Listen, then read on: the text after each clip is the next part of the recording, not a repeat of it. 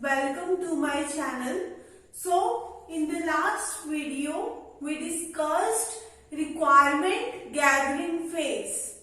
Okay, but in this video we are going to discuss the next phase, that is software design phase. So in the requirement gathering phase, we have collected all of the requirements. Your software team has got the complete idea that which features your client want. But should we directly implement our project? Should we directly start working on the coding part? Okay, because if you start directly doing coding after gathering the requirements, then it is going to be very complex. Okay, so what happens after gathering the requirement? We make a software design. Whatever requirements we have collected till now, we are going to make a graphical representation of all of the requirements. Okay, after collecting the requirements, now we are going to make graphical representation of the product. Okay, so we have two kind of web pages. We have a static web page. We have static web page and we have a dynamic web page. Okay, static web page means if you have made a web page that is fixed, means you cannot change anything in it. If I am writing the definition of introduction to software engineering in a web page, that web page is fixed. Okay, I am making a web page in which I am writing introduction of the software engineering. So that is a static web page. You cannot modify anything in that page. Okay, you have written the definitions of the software engineering. So that is basically a static web page. Okay, and what is dynamic web page? Like if you see, when you open your Gmail, you have a username and password field. Okay, so it is a dynamic web page. When we call any web page as dynamic, when you have made database at the back end. Okay, if you have made database at the back end in your project, then that is a dynamic software or that is a dynamic web page. Okay, whatever username and password you are writing while you are opening your Gmail, firstly what happens? You have stored while signing up on Gmail, you have stored your username and password in your database, and when you log in, whatever username and password you are entering, that gets matched with the database values. Okay, whatever username and password you are writing now, it will be checked with the username and password which are stored at backend. Okay, let's suppose the Gmail ID is a@gmail.com and you are entering password. Here is BCDE.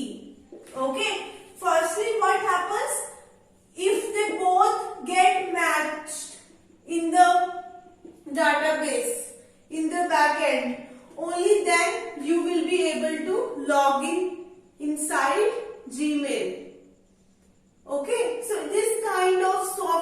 are the dynamic ones, in which we use database at the back end. Okay. So we have a very big software. If you look at WhatsApp, Gmail, Facebook, we have a very big softwares. So how to manage, how to make these much big softwares? How we can maintain the big software? So we have discussed the agile methodology. If you have watched my last videos, I have discussed one method, agile methodology. In that method, what we do? We do modularization. What is the meaning of modularization? We make modules. Okay? We make separate modules. Like if you are making a software of WhatsApp, you have divided this complete application or this complete software product in the chatting window. One you have status, and third one you have, let's suppose, video calling or audio calling. Okay, video calling. Okay, so you have a very big project and you have divided your big project into various modules. Okay, we try to reduce the dependency of one module over the another module. Okay, we should make our modules in such a way that there is less dependency of one module over the another module. Okay, let me give you one example.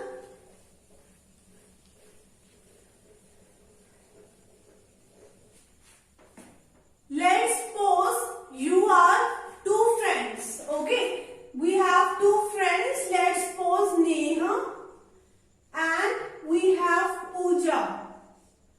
Okay, so they both are preparing for their exam. So Neha is studying computer networking and Pooja is studying operating system. Okay, what they decided? Neha decided that I will teach you computer networking. Neha will be teaching Pooja computer networking and Pooja will be teaching Neha operating system. Okay, so what does it mean? They both are dependent on each other. Neha is studying single subject and Pooja is studying single subject. At a later point of time, they are sharing their knowledge with each other. So they are dependent. Okay, if you are building your software product, we have a software team. Okay, in a software team, we have a developer who is going to perform coding, and we have a designer, and we have a tester. Okay, in a software team, we have three people. One is going to do coding, second is going to do designing, and third one is going to do testing. Let's suppose at some point of time, tester is absent. Okay, tester is not present in your organization. Due to some reason, tester had to take leave and he is absent. Okay, but these two people, these two persons are dependent on the tester. They need a tester because they don't know the testing. These two persons don't know how to test the software. So where there is a dependency, we have to face some of the problems. So we design our modules in software engineering in such a way that so that there is less dependency of one module over the another module.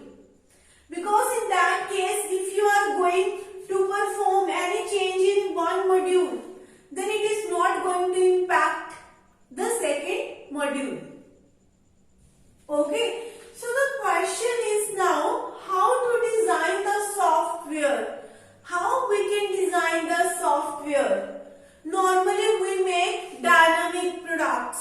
we use database at the back end. So how to design that database? Your entire complete software product is dependent on the database. So how to design the database? We have ER model for designing of database.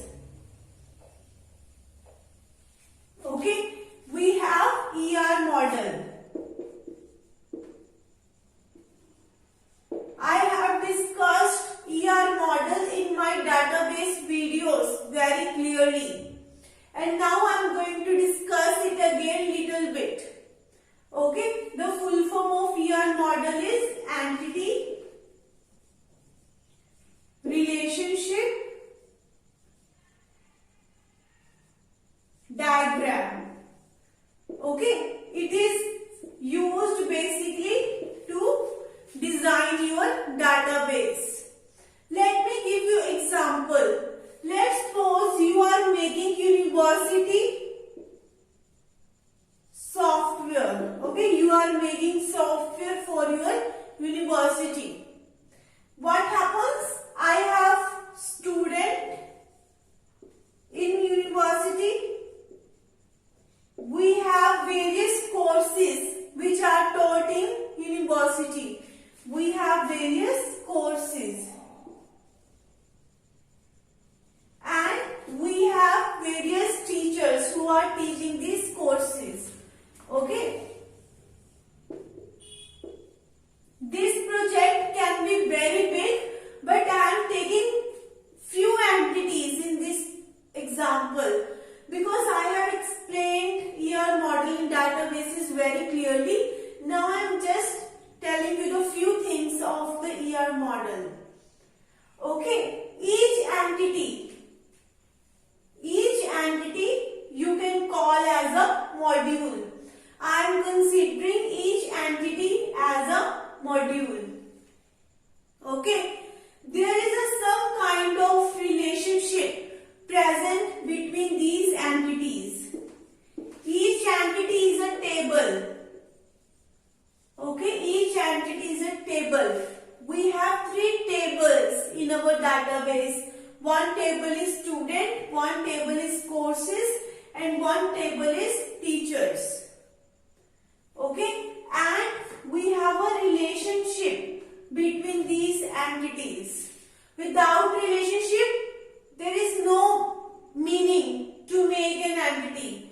So if you are making an entity, definitely it would be having some relationship with other entity.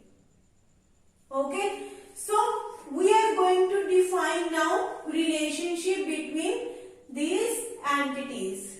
Okay, so one student can study many courses. One student can study many courses. Okay, and one course can be taken by many number of students. So I am writing here M. How I define the relationship between two entities?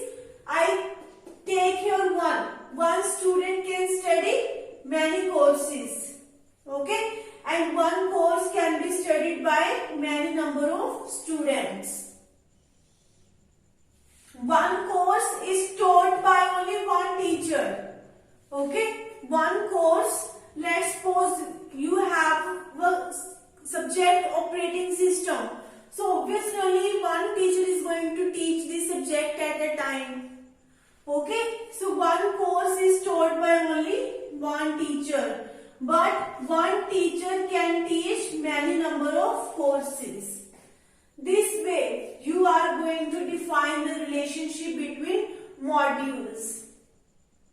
Okay, we are having various attributes of each entity like student ID, we have student name, okay, we have student age, we have student date of birth, okay, we have course ID. These are the various attributes of the entity. We have a course name, we have teacher ID, we have teacher name.